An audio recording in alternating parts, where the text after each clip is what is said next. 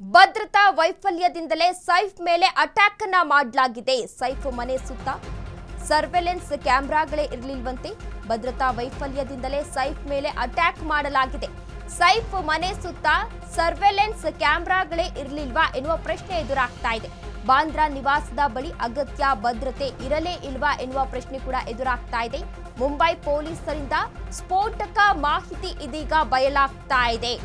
ಭದ್ರತಾ ವೈಫಲ್ಯದಿಂದಲೇ ಸೈಫ್ ಮೇಲೆ ಅಟ್ಯಾಕ್ ಅನ್ನ ಮಾಡಲಾಗ್ತಾ ಇದೆ. ಸೈಫ್ ಮನೆ ಸುತ್ತ ಸರ್ವೆಲೆನ್ಸ್ ಕ್ಯಾಮೆರಾಗಳೇ ಇರಲಿಲ್ವಾ ಎನ್ನುವ ಪ್ರಶ್ನೆ ಕೂಡ ಎದುರಾಗ್ತಾ ಇದೆ. ನಿನ್ನೆಯಷ್ಟೇ ಬಾಲಿವುಡ್ನ ನಟ ಸೈಫ್ ಅಲಿ ಖಾನ್ ಮನೆ ಮೇಲೆ ಅಟ್ಯಾಕ್ ಅನ್ನ ಮಾಡಲಾಗಿತ್ತು. ಇನ್ನು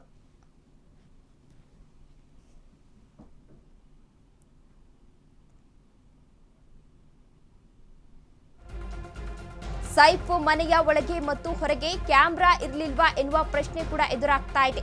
ಸರ್ವೆಲೆನ್ಸ್ ಕ್ಯಾಮೆರಾ ಇಲ್ಲದೆ ಆರೋಪಿ ಪತ್ತೆಗೆ ಇದೀಗ ಸಾಹಸವನ್ನ.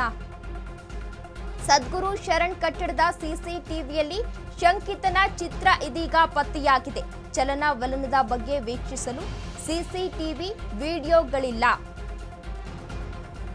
ಸಿಸಿಟಿವಿ ಶಂಕಿತನ ಚಿತ್ರ ಇದೀಗ ಪತ್ತೆಯಾಗಿದೆ. ಚಲನವಲನದ ಬಗ್ಗೆ ವೀಕ್ಷಿಸಲು ಸಿಸಿಟಿವಿ ವಿಡಿಯೋಗಳಿಲ್ಲ.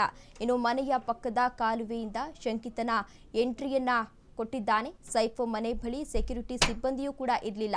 ಮೇನ್ ಗೇಟ್ ಮತ್ತು ಒಳಗೆ ವಿಸಿಟರ್ಸ್ ಮೇಲೆ ನಿಗಾವನ್ನ ಕೂಡ ಇಟ್ಟಿರಲಿಲ್ಲ. ಇನ್ನು ಮುಂಬೈ ಪೊಲೀಸರ ತನಿಖೆ ಭದ್ರತಾ ಲೋಪದ ಅಂಶ ಇದೀಗ ಪತ್ತೆಯಾಗಿದೆ. ಇನ್ನು ಆರೋಪಿ ಬಂಧನಕ್ಕೆ 20 ಪೊಲೀಸರ ತಂಡವನ್ನ ರಚಿಸಿದ್ದಾರೆ. ಕಮಿಷನರ್ ಎನ್ಕೌಂಟರ್ ಸ್ಪೆಷಲಿಸ್ಟ್ ದಯಾ ನಾಯ್ಕ್ ನೇತೃತ್ವದಲ್ಲಿ ತನಿಖೆಯನ್ನ ನಡೆಸಲಾಗ್ತಾ ಇದೆ ಎನ್ನುವ ಮಾಹಿತಿ ಸಿಗ್ತಾ ಇದೆ.